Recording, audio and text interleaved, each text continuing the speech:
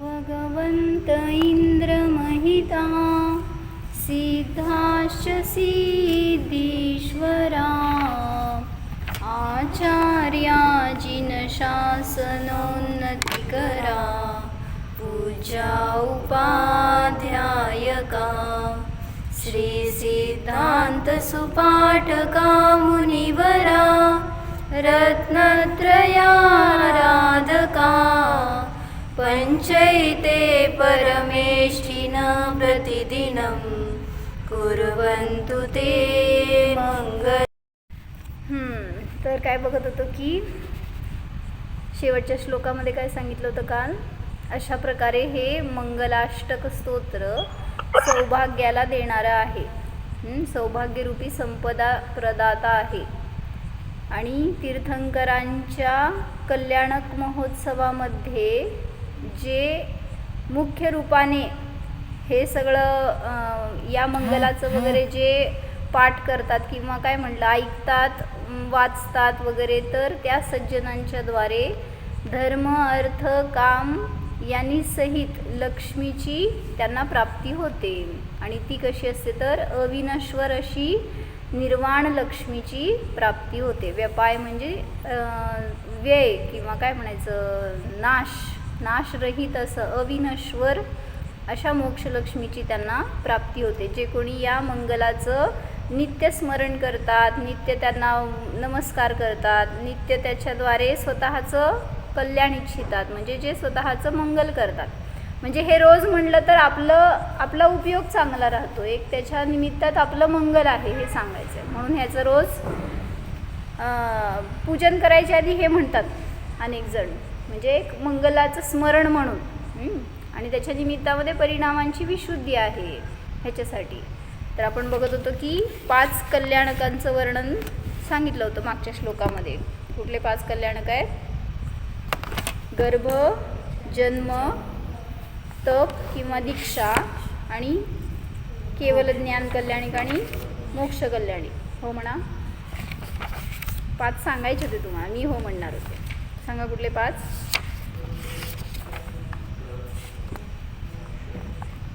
गर्भ कल्याण, जन्म कल्याण, तप कल्याण, ज्ञान आणि निर्वाण म्हणा किंवा मोक्ष कल्याणक. तर हे 5 कल्याणक आहेत जे महाभाग्यवान पुण्यवान अशा तीर्थंकर प्रकृती बांधलेल्या जीवालाच 5 कल्याणक होतात. तर मध्ये सांगितलं होतं ना की जे विदेह क्षेत्रामध्ये होणारे तीर्थंकर आहेत त्यांची कदाचित कमी होतील. काय सांगितलं होतं स्वातीबेन? त्यांचे 3 किंवा 2 कल्याणक होतात. 3 म्हणजे दीक्षा कल्याणक, ज्ञान कल्याणक आणि मोक्ष कल्याणक असे होतील. पण गर्भजन्म होणार नाही. कारण तीर्थंकर प्रकृती जेव्हा बांधली त्याच्यानंतर ते कल्याणक होणार. मग कदाचित कोणी असे पण असतील की जे जन्मतः तीर्थंकर नसतात, असे फक्त होणार तर विदेह क्षेत्रामध्ये.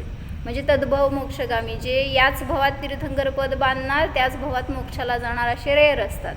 पण इथं जे होणार ते 5 कल्याणकं होतात त्यांची, जे भरतक्षेत्र आणि ऐरावत क्षेत्रामधून होणार त्यांची. तर सांगतायत काय की गर्भकल्याणक बघितलं होतो आपण, जन्मकल्याणकाचं वर्णन सांगत होते. तर त्यांच्या कुठं नेलं म्हणून सांगितलं? जन्मल्यावर त्या जस्ट जन्मलेल्या बालकाला उचलून कुठं नेलं? मेरू पर्वत. असं म्हणायला आपल्याला लई सोपं वाटतंय, पण सांगितलं ही जमीन इथं जन्मलेला आहे तो बालक, ह्याच्यापेक्षा 1000 लाख पटीनी वर नेलं त्याला. जमिनीपासून इतक्या वर. ते सूर्यचंद्र पण खाली राहिले, त्यांच्यावर 100 पटीनी वर जावा अजून. तर अशा इतक्या दूरपर्यंत आत्ता नन्ना बालक तुमचं आणि त्या आईपासून असं तोडून एवढ्या लांब नेलं त्याला. असं अनेक स्टोरी ऐकतो की आपण कुठंतरी त्या बाळाला काय त्रास असलं तर एका हॉस्पिटलमध्ये दुसऱ्या हॉस्पिटलमध्ये नेतात वगैरे, असं ते इन्क्युबेटरमध्ये ठेवतात. म्हटल्यावर ते कसं तर वाटतं की आईपासून तोडलं एवढ्या लांब नेलं. हे तर कुठं माणूस स्वर्ग नाही आहेत, मेरू पर्वताच्या वर स्वर्ग. आपण बघितलं होतं ना त्या दिवशी. हा मेरू पर्वत आहे, तर इथं त्याची चुलिका म्हणजे टोक शिखर, ह्याच्यावर केसाच्या अंतरावर ऊर्ध्वलोक सुरू झालं. तिथं विमान आहेत, स्वर्ग आहेत. आणि इथं खालच्या साईडला इथल्या ज्योतिष्कवासी विमान आहेत, म्हणजे हे तुमचे सूर्यचंद्र वगैरे. सामान्य मनुष्याला जायची शक्ती नाही आहे, पण हे तीर्थंकर बालक म्हणल्यावर वज्रऋषभ नाराज सहनन अद्वितीय शक्ती असते आणि त्यात देव नेणार म्हणल्यावर काय त्यांना इजा, म्हणजे तिथं ते जाऊ शकतात, नेऊ शकतात त्यांना असं. आणि त्यात ते आपल्यासारखं पण नाही, छोटं बालक आहे तरीसुद्धा ते तिथंपर्यंत जाऊ शकतं. तर तिथं नेऊन त्यांचं त्या क्षीरवर, इक्षूवर किंवा घृतवर अशा त्या समुद्रातनं आणलेलं पाणी त्यांच्यावर ढाळतात आणि इतका आनंद त्यांना त्याच्या निमित्तात की आपण त्या तीर्थंकर बालकाचा अभिषेक करतोय म्हणून. आणि ते पण बालक छान मजेत करून घेते सगळं बरं का. म्हणजे त्याला त्याच्या निमित्तात दुःख नाही किंवा त्रास नाही, काय नाही. त्याला निमोनिया होतं का म्हणून विचारलं हो एक जण, इतकं पाणी घातल्यावर त्याला त्रास होतो का, तर म्हणले त्याला बघून अनेकांची निमोनिया पळून जातील, तर ते स्वतः कसं रोगी होणार. त्यामुळं ते निरोगी करणारे आहेत, रोगी होणारे नाही आहेत उलट. त्यांच्या दर्शनाच्या पूजनाच्या निमित्तामध्ये अनेकांचे अनेक दुःख नष्ट होत आहेत. त्यामुळं त्यांना तर त्याचं काय बाधा होत नाहीच. तर एक प्रश्न विचारलाय की त्या भगवंतांच्या मागं आपण 1008 लावतो बरोबर. तुमच्या मंदिराचं नाव काय? 1008 आदिनाथ मंदिर. 1008 काय असतं? चिन्ह असतात. कसले चिन्ह? शरीरावर 1008 चिन्ह असतात म्हणून ते 1008 लावलं. अजून 4 कारण आहेत त्याची. गुण नाही, गुण अनंत गुण आहेत प्रत्येकामध्ये. 1008 शिलाने 1008 शील नसते, 18,000 शील असते. 1008 शील नसते. 1000 नाव 8000 शिलाने 1008 नावं आहेत. सहस्त्र नाम म्हणता ना तुम्ही, तर 1008 नावं आहेत, 1008 चिन्ह आहेत. म्हणजे एक सांगितलंय बरं का की 1008 कलशांनी ते अभिषेक करतात. अजून एक 1008 काय आहे आत्ताच बघितलं होतं आपण जन्म कल्याणकाच्या वेळेस. सांगा भैया. 1008 कलशाने झालं की एकदाच असते 1008, 2 वेळा नसते. 1008 कलशांनी अभिषेक केला. परत त्या इंद्रानी 1008 नेत्र करून पाहिलं हो त्यांना, असं म्हणून. म्हणजे 2 नेत्रांनी पुरलं नाही, पोट भरलं नाही म्हणल्यावर असे हजारो नेत्र केले आणि पाहिलं असं सांगितलं जातं ना. तर म्हणून पांडुक शिलेवर नेऊन 1008 कलशांनी अभिषेक केला तरी सुद्धा त्याच्या निमित्तामध्ये कसली हिंसा नसते. त्यामुळे ते एक अतिशय म्हणा असं. दुसरं, त्या इंद्रानी 1008 नेत्र करून पाहिलं त्या बालकाला. तिसरं सांगितलं, त्या बालकाच्या शरीरावर 1008 चिन्ह असतात आणि त्यातलं जे चिन्ह त्यांना त्यांचं ते चिन्ह कसं काय लावतात तो हत्ती. तर उजव्या पायाच्या अंगठ्यावर जे चिन्ह येणार ना, 1008 चिन्ह सगळ्याच तीर्थंकरांना असतात त्यांच्या शरीरावर, शुभ चिन्ह असतात ते. आपल्या शरीरावर बघा की आहेत का कुठले काय मासा बेडूक असलं काय तर निघायचं तर त्यांच्या शरीरावर असं कलश, कुंभ, आता हे सगळी जी 24 तीर्थंकरांची चिन्ह आहेत ती 1008 अशी सगळी अनेक शुभचिन्ह असतात. आता चंद्र पण आहे, जाऊ दे, आता मलाच अभ्यास करावा लागेल त्याच्यासाठी. म्हणजे जे असे असतील ना अजून तसे ते शुभ असलेले चिन्ह समजून घ्या. कलश म्हणा, आता कलश आहे का कुठल्या तीर्थंकरांत आहे का?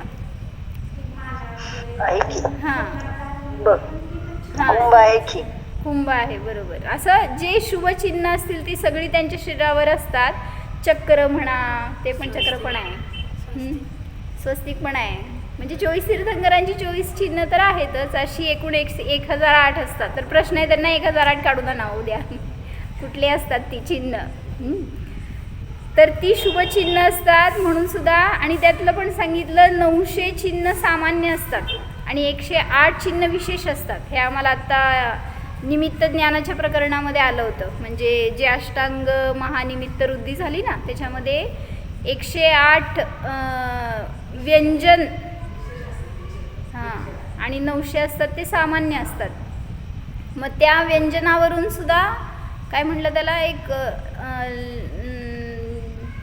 चिन्ह आणि व्यंजन असं काहीतरी 2 शब्द दिलेत त्याला. बरं, तर त्याच्यावरून सुद्धा भविष्य असतं की कुठल्या चिन्हाचं काय त्याचं अर्थ आहे असं. तर त्यांच्या मला सांगायचं होतं की उजव्या अंगठ्यावर जे काही चिन्ह आलंय जन्मतः तर ते त्यांचं चिन्ह मानलं जातं. पुढं काय सांगितलं? केवळ ज्ञान झाल्यावर त्यांना 1008 नावांनी स्तुती केली जाते, देवाच्या द्वारे किंवा इंद्राच्या द्वारे वगैरे. म्हणून सुद्धा त्यांच्या नावामागं 1008 असं लावलं जातं. 4 कारणं काय सांगितली? पांडुक शिलावर 1008 कलशांनी अभिषेक केला जातो. दुसरं 1008 चिन्ह असते. 1008 त्यांच्या शरीरावर चिन्ह आहेत. पुढं 1000 नेत्रांनी पाहिलं. 1008 नेत्रांनी पाहिलं. लिहा की चालतंय की तुम्हाला. परत 1008 आपल्याला मिळणार 1008 नाव आणि त्यांची आणि 1008 नावांनी स्तुती केली जाते इंद्राकडून वगैरे. म्हणून त्यांच्या नावामागं 1008 असं लावलं जातं. तर एक काय सांगायला लागलेत की जे माता आहे ना, आता सामान्य माता तुम्ही, तर तुमच्यासारखे संसारी माता ज्या काही आहेत त्यांना सांगितलं जेव्हा पुत्र जन्मणार आहे तर तिच्या अंतरंगात इतकी वात्सल्य, इतकं प्रेम, इतकं करुणा उत्पन्न होती की तिच्या स्तनामध्ये दूध येतं. मग त्यांनी सांगितलं की या तीर्थंकर प्रभूंना तर सगळ्या 3 लोकांच्या जीवांविषयी वात्सल्य, करुणा. मग म्हणले सर्वांगामध्ये दूध नाही झालं तर काय त्याचं आश्चर्य. म्हणजे त्यांचं शरीर आहे, त्यांचं रक्त कसलं असतं? दुधासमान असतं. पूर्ण असं नाही की कुठं पांढरं आहे कुठं लाल आहे असं नाही, तर सर्व शरीरामध्ये त्यांचं पांढऱ्या रंगाचं म्हणजे दुधासमान रक्त असतं.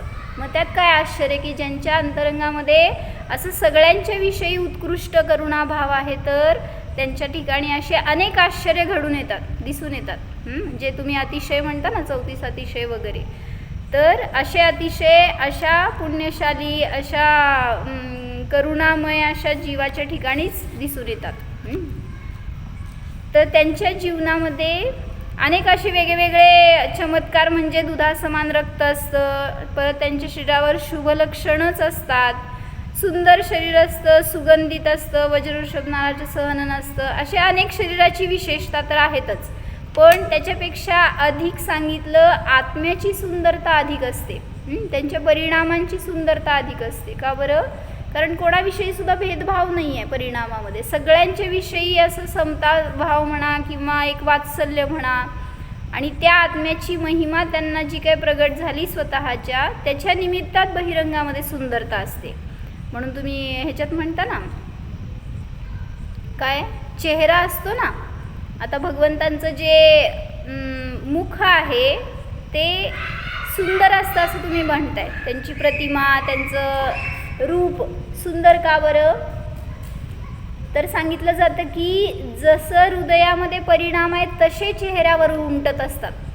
ज्याच्या अंतरंगामध्ये काय म्हणायचं, एक उत्कृष्ट परिणाम असतात त्याच्या चेहऱ्यावर उत्कृष्ट भाव येतातच.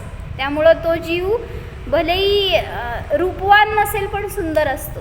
काय म्हणले? म्हणजे त्याचे जेवढे परिणाम चांगले आहेत ना तेवढं तेज येतं एक म्हणा चेहऱ्यावर, एक तशी सुंदरता चेहऱ्यावर येते. मग त्या ह्याच्यामध्ये एक सांगितलं बरं का, चैत्य भक्तीमध्ये काय, ताम्रनयनोत्पलं सकलकोपवह्निर्जयात् कटाक्षशरमोक्षहीनमविकारतोद्रेकतः विषादमदहानितः प्रहसितायमानं सदा मुखं कथयतीव ते हृदयशुद्धिमात्यन्तिकीं. काय म्हणलं? प्रत्येकाचं मुख हे त्याच्या हृदयातली शुद्धी दाखवतं.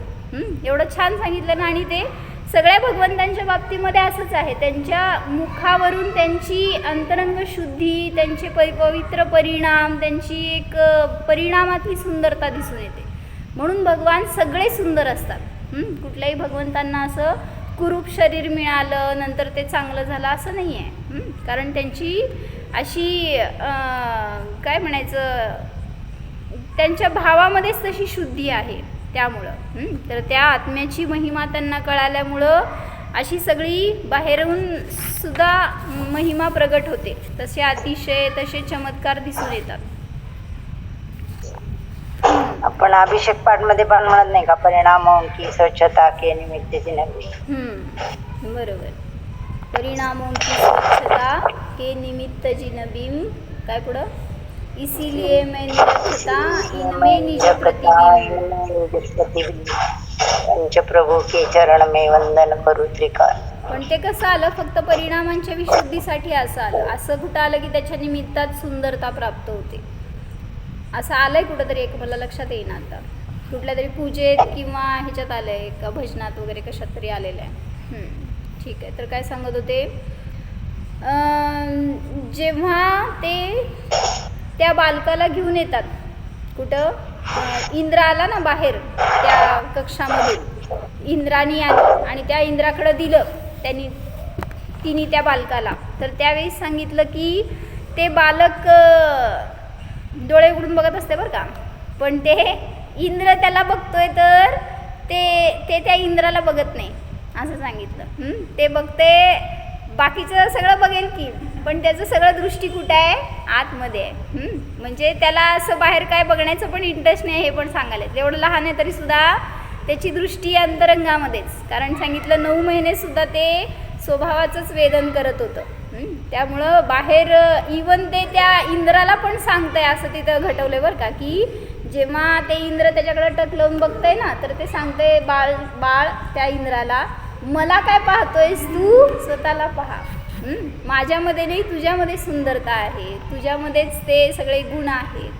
असं स्वला पहा किंवा पाहणाऱ्याला पहा, तर तुला तशी दृष्टी, तसं एक रूप दिसेल स्वतःचं. तर त्या बालकाला ते तिथं प्रक्षालन झाल्यावर ते काल सांगायचं होतं ना, म्हटलं की जेव्हा ते कलश ढाळले ना त्याच्यावर, तर ते पाणी जे काय सांगितलं समुद्रातून आणून त्याच्या मस्तकावर घातलं ना जे, तर ते एक कणभर सुद्धा पाणी ते खाली पडू देत नाहीत म्हणले. ते जे असंख्य देव आहेत ना मध्ये उभारलेले, सगळे झेलतात ते पाणी. त्यामुळे ते कुठं नदी नाल्यात जाण्याचा तर प्रश्नच नाही, पण खाली सुद्धा पडू देत नाहीत एक थेंब सुद्धा. जसं तुम्ही प्रक्षालन करता ना, त्यावेळेस ते मूर्तीच्या वरून येणारं पाणी जिथं पडणार असेल ना, तिथं आपलं पाय पडू नये ह्याचं खबरदारी असावी. म्हणजे तुम्ही चढून वगैरे पुसायला जाता तर तिथं म्हणून पहिल्यांदा कापड फिरवा आणि मग ते पुसायला मागं जात असला तर ती गोष्ट वेगळी. पण जर त्या पाण्यात पाय पडला तर आपल्याला परत दोष, किंवा खाली पण कुठेही येऊ नये पाणी. ते जर प्रक्षाल करत असताना इतकं पण धार नाही सोडायला पाहिजे की ते खाली आपटायला पाहिजे पाणी, असं नको. जिथं आपला पाय ठेवणार तिथं ते पाणी यायला नको. तर ते सांगितलं की ते देव त्या जन्माभिषेकाचं जल खाली पडू देत नाहीत, ते कुठून पण झेलतात, पण ते वाया जाऊ देत नाहीत. क्षीर समुद्र कुठं आहे, 5वा क्षीर समुद्र आहे म्हणून सांगितलं. म्हणजे तुमचं मानुषोत्तर पर्वतानंतर परत एक समुद्र आणि मग दुसरं द्वीप झाल्यावर जे समुद्र येतं ते क्षीरवर समुद्र आहे. मग तिथून पासून ते पूर्ण पांडुक्षिरेपर्यंत अशी ती देवांची लाईन आहे. आणि मग ते अशा प्रकाराने अभिषेक करणार आणि उत्सव मनवणार. मग त्यांचंच का बरं जन्मकल्याण केलं जातं, इतरांचं का नाही? तर सांगितलं ना की ज्यांनी जन्माचा नाश केलाय, आता पुन्हा ते कधीही जन्मणार नाहीत, अशा जीवाचंच जन्मकल्याणी केलं जातं. ज्यांनी अजन्म स्वरूपाला जाणलंय आणि ज्यांचा हा अंतिम जन्म आहे, अशा त्या जीवांचंच जन्मकल्याणी केलं जातं, सगळ्या जीवांचं नाही. आणि त्याच्याबरोबर त्यांच्याजवळ तीर्थंकर प्रकृतीचा बंध आहे. मग त्या बालशिशूचं प्रक्षालन करण्यासाठी, म्हणजे म्हणलं ना तुम्हाला, तुमचं बालक जेव्हा जन्मलं तेव्हा ते पहिला कोणाच्या हातात आहे हो, नर्सच्या हातात. आणि ती नर्स म्हणले तुमचं प्रक्षालन करते. मग असं पुण्य त्या तीर्थंकर बालकाचं की इंद्राणी आली, इंद्र आला त्यांचं प्रक्षालन करायला. पहिलं प्रक्षालन त्यांच्या हातातनंच. म्हणजे असं पुण्य घेऊन तो जन्मलाय जन्मतानाच. म्हणजे 3 लोकामध्ये सौधर्म इंद्राचं वैभव जास्त म्हटलं जातं आणि तो येऊन ज्या बाळाचं अभिषेक करतोय त्याचं प्रक्षालन करतोय म्हणजे ते किती महापुण्यशाली जीव. तर देवगतीतून येणारा तो जीव असेल समजा, परवा बघितलं होतं ना आपण की जर तीर्थंकर बालक जो गर्भात जन्मणार आहे तो जर देवगतीतून येणार असेल तर 6 महिन्यापूर्वीच इथं गर्भकल्याण सुरू झालं ना. तर तिथं सांगितलं काय होतं ते ह्याच्यामध्ये नरकामध्ये कोट तयार करतात सांगितलं, परिकोटा, असं की जे अन्य नारकी त्यांना सतवणार नाही. देवलोकातल्या जीवाला काय करणार जो की येऊन इतर तीर्थंकर म्हणून जन्मणार आहे. त्याला 6 महिन्यापूर्वी एवढं सांगितलं की त्याची माळा मुरजावत नाही किंवा त्याच्या आभूषणाची कांती कमी होत नाही, त्याची आज्ञा कमी होत नाही. अजून तिथले अन्य देवांना सुद्धा समजतं की हा भावी तीर्थंकर आहे तर ते सगळे तिथं उत्सव मनवतात म्हणले. 6 महिने जेव्हा शेष राहिलं ना आयु तर त्यावेळेस त्या सगळ्यांना सुद्धा समजतं की हा भावी तीर्थंकर होणार आहे. तर तिथं तेव्हापासूनच उत्सव सुरू झाला. इथं पण अजून येऊन जन्मायचं तर त्याच्या आधीच म्हणजे गर्भकल्याणकाच्या वेळेस त्याच्या आधी 6 महिने, म्हणून 6 महिने शेष असतानाच तिथं ते सगळे देव मिळून आनंदोत्सव करतात आणि एकमेकांना सांगतात की हा तीर्थंकराचा जीव आहे असं. आणि मग त्यांचं गुणगान त्यांची स्तुती असं त्याच्या निमित्तामध्ये एक उत्सवाची रचना असते. आणि एक विशेषता सांगितली की जेव्हा ते बालक त्या मातेच्या गर्भात येऊन जन्मणार, अजून जन्मलं नव्हतं, पण ज्या क्षणाला ते आलं मातेच्या गर्भात तर त्या पुत्राची ती विशेषता, त्या तीर्थंकर बालकाची ती विशेषता की माता गर्भात आल्यावेळीसच सम्यक दृष्टी होते. म्हणजे त्या बाळाचा स्पर्श म्हणा किंवा बाळाचा जन्म तिच्या गर्भामध्ये त्याच वेळीस ती जर मिथ्यादृष्टी असेल तर सम्यक दृष्टी होते. एवढंच नाही तर सगळे भव कट झाले एक भव अवतारी, म्हणजे एक भवात मोक्षाला जाणार आता ती मातासुद्धा. असं त्या मुलांचं पण पुण्य लागतं आईवडिलांना आणि आईवडिलांचं पण असतं मुलांकडं. असं काय म्हणायचं एक निमित्त नैमित्तिक. पाप पण तसंच बरं का, आईवडिलाचं पाप असेल तर ते मुलाला पण भोगावं लागतं आणि मुलाचं पाप असेल तर आईवडिलांना पण भोगावं लागतं. आपल्याकडं आता पुण्य तर क्षीण होत चाललं आहे त्यामुळं पापाचीच बहुलता आहे. अशा पुण्यवानांच्या पोटीच पुण्यवान जीव जन्मतात आणि एखादा पापी जन्मला तर त्याच्या निमित्तात सगळ्याला त्याचा उदय भोगावा लागतो.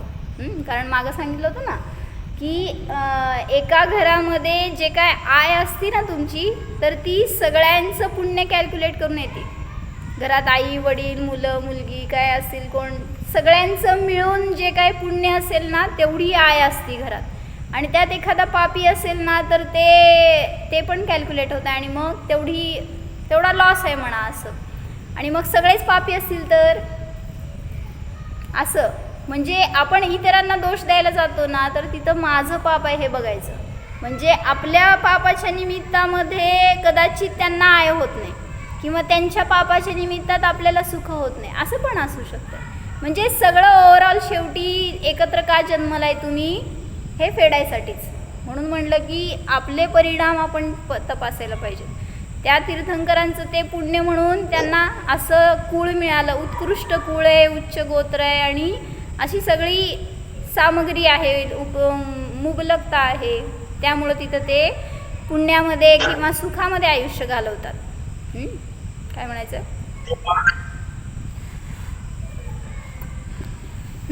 तर तो जीव ज्या मातेच्या गर्भात आला ती मातासुद्धा सम्यक दृष्टी होते आणि ते अंतिम जन्म असल्यामुळं ते त्या जन्मात ते माता पितासुद्धा पूज्य होतात.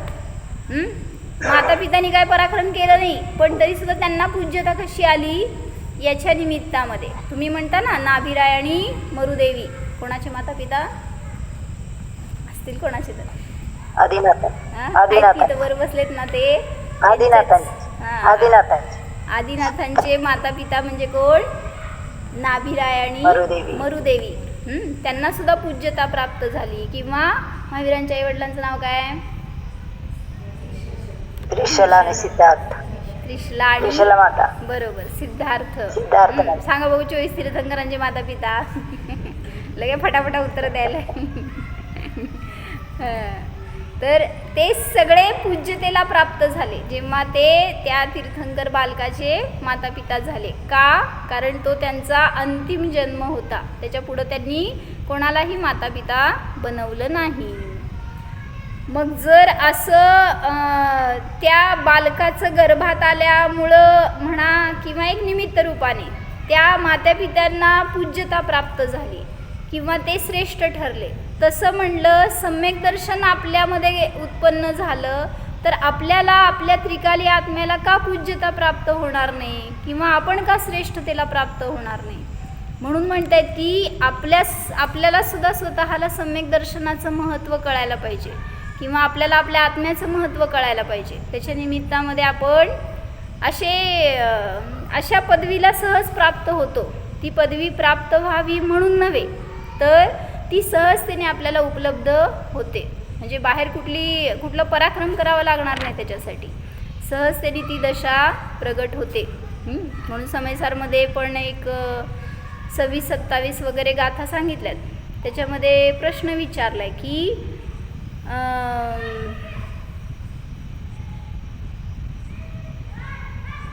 जदी जीवो न शरीरम, समजते बघा मी सांगते नीट.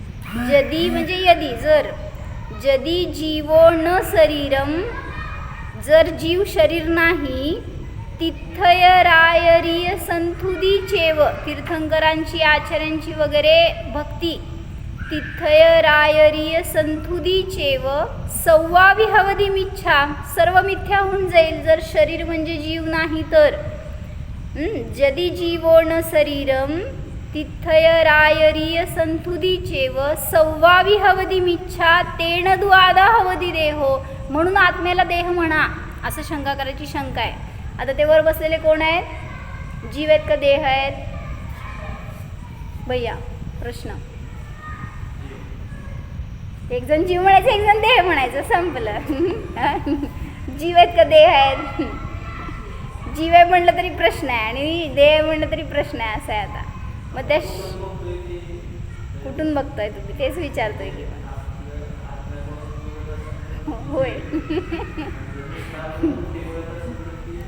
मग जीवाचं तर असं काय अवस्था नसते किंवा काय म्हणायचं, जी अवस्था आहे तो जीव नाही आहे. मग ती अरिहंत ही अवस्था आहे त्यांची, मग ती अवस्था म्हणजे जीवाचं स्वरूप नाही आहे. मग तेच विचारतोय तो शंकाकार की जे दिसतंय ते देह म्हणजे जीव आहे की नाही म्हणायचं.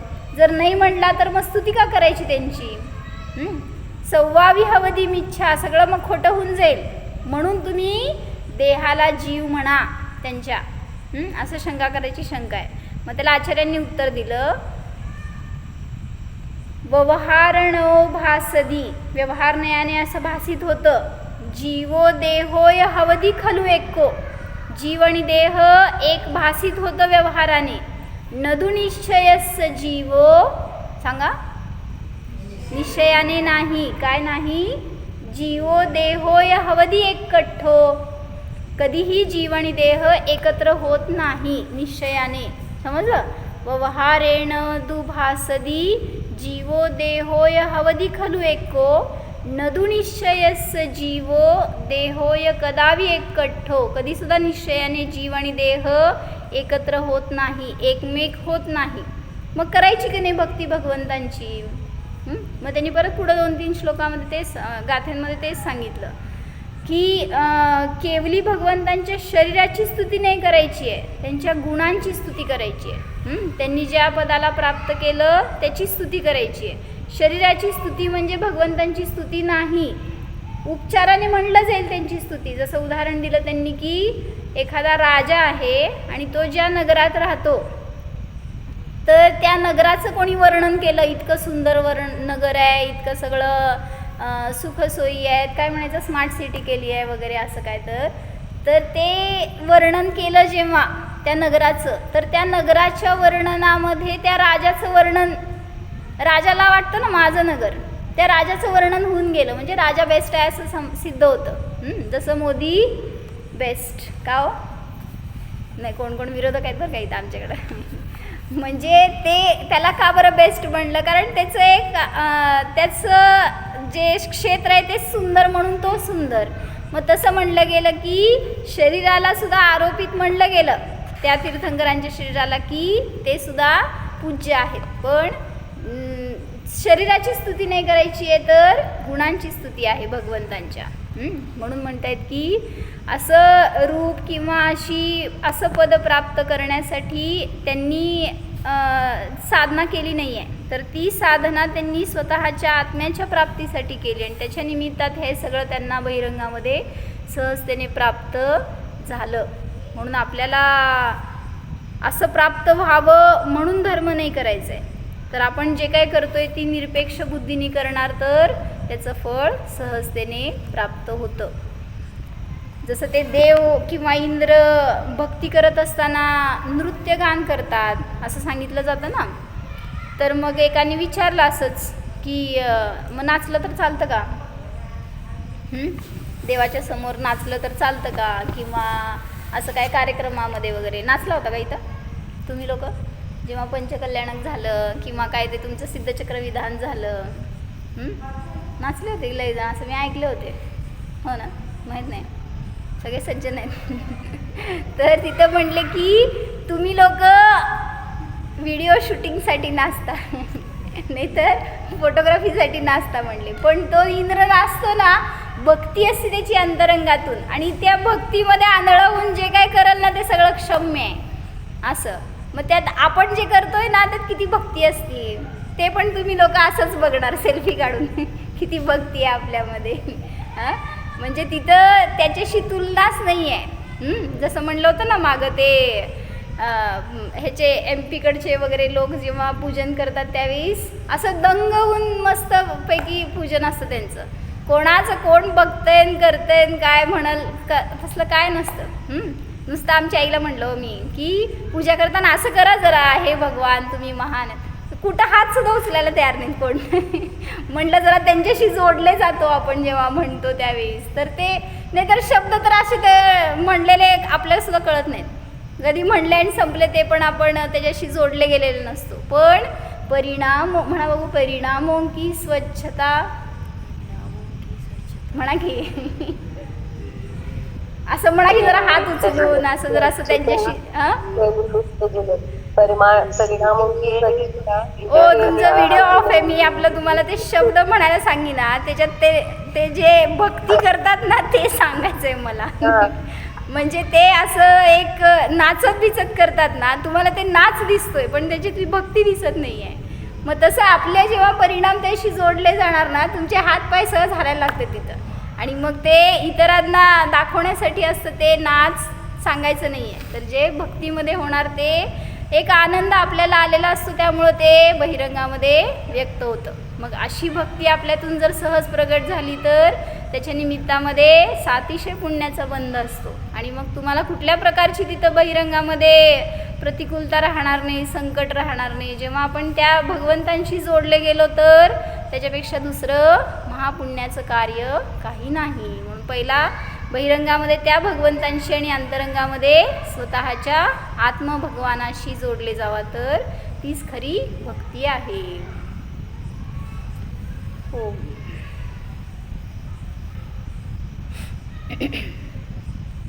जाणं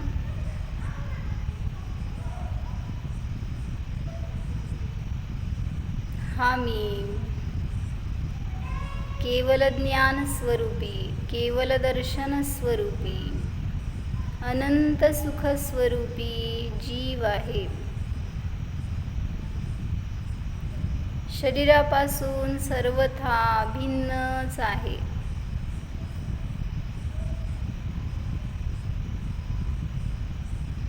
शरीराची सुंदरता म्हणजे आत्म्याची सुंदरता नाही. आत्म्याला स्वतंत्र पहा, आत्म्याचे सौंदर्य जाणा.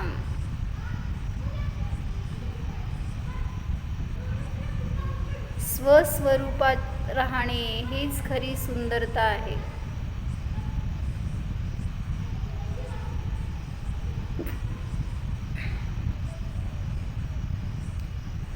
निष्कर्मस्वरूपोऽहम् निर्मलस्वरूपोऽहम्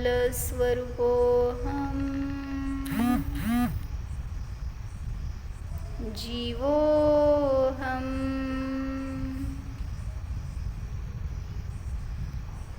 ॐ